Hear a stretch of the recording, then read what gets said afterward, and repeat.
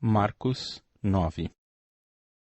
E Jesus terminou dizendo: Eu afirmo a vocês que isto é verdade. Estão aqui algumas pessoas que não morrerão antes de verem o reino de Deus chegar com poder. 6 dias depois, Jesus foi para um monte alto, levando consigo somente Pedro, Tiago e João. Ali, eles viram a aparência de Jesus mudar. A sua roupa ficou muito branca e brilhante, mais do que qualquer lavadeira seria capaz de deixar. E os 3 discípulos viram Elias e Moisés conversando com Jesus. Então Pedro disse a Jesus: Mestre, como é bom estarmos aqui. Vamos armar 3 barracas, uma para o Senhor, outra para Moisés e outra para Elias. Pedro não sabia o que deveria dizer, pois ele e os outros 2 discípulos estavam apavorados. Logo depois, uma nuvem os cobriu e dela veio uma voz que disse: Este é o meu filho querido.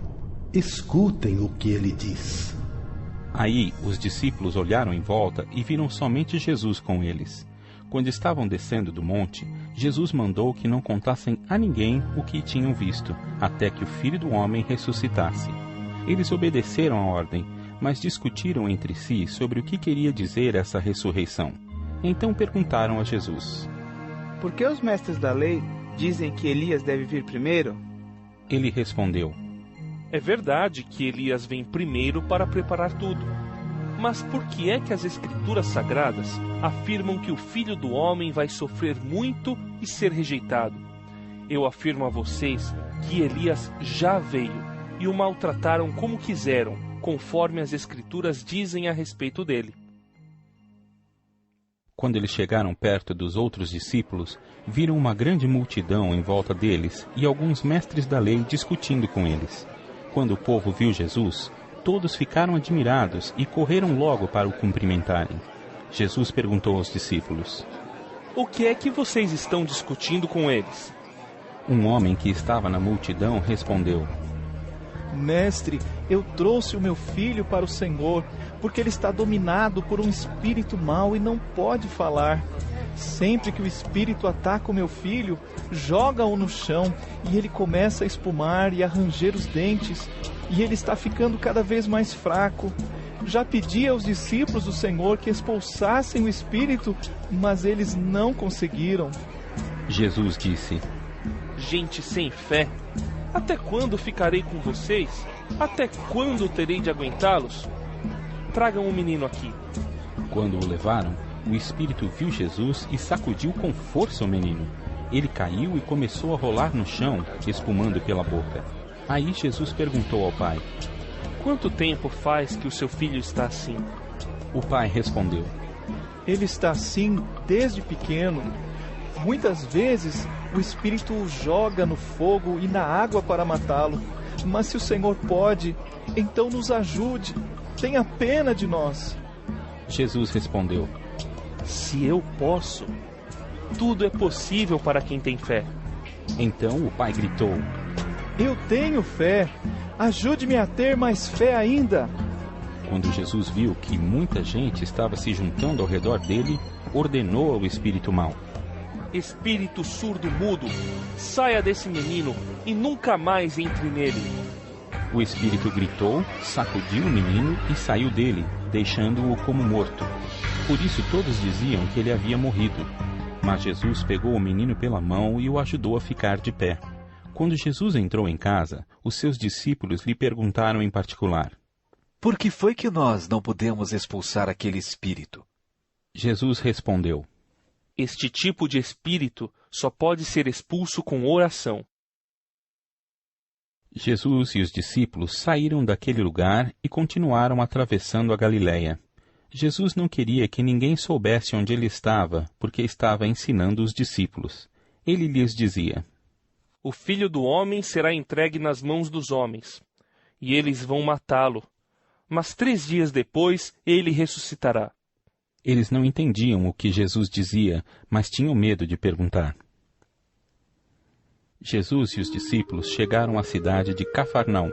Quando já estavam em casa, Jesus perguntou aos 12 discípulos: O que é que vocês estavam discutindo no caminho? Mas eles ficaram calados, porque no caminho tinham discutido sobre qual deles era o mais importante.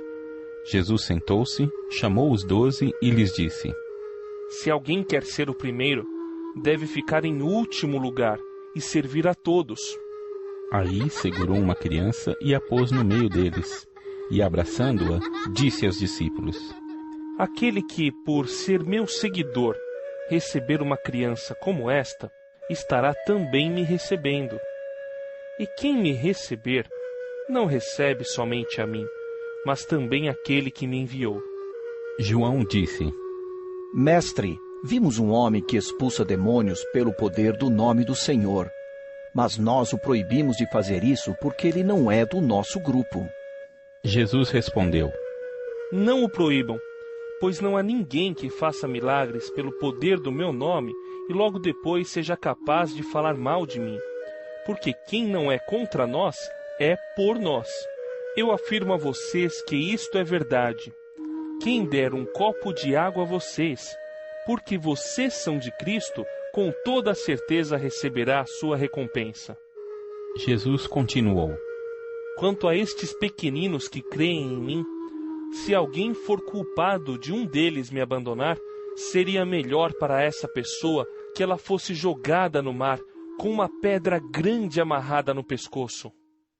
Se uma das suas mãos faz com que você peque, corte-a fora, pois é melhor você entrar na vida eterna com uma só mão do que ter as duas e ir para o inferno, onde o fogo nunca se apaga. Ali, os vermes que devoram não morrem, e o fogo nunca se apaga. Se um dos seus pés faz com que você peque, corte-o fora, pois é melhor você entrar na vida eterna aleijado do que ter os 2 pés e ser jogado no inferno. Ali, os vermes que devoram não morrem, e o fogo nunca se apaga. Se um dos seus olhos faz com que você peque, arranque-o, pois é melhor você entrar no reino de Deus com um olho só do que ter os 2 e ser jogado no inferno.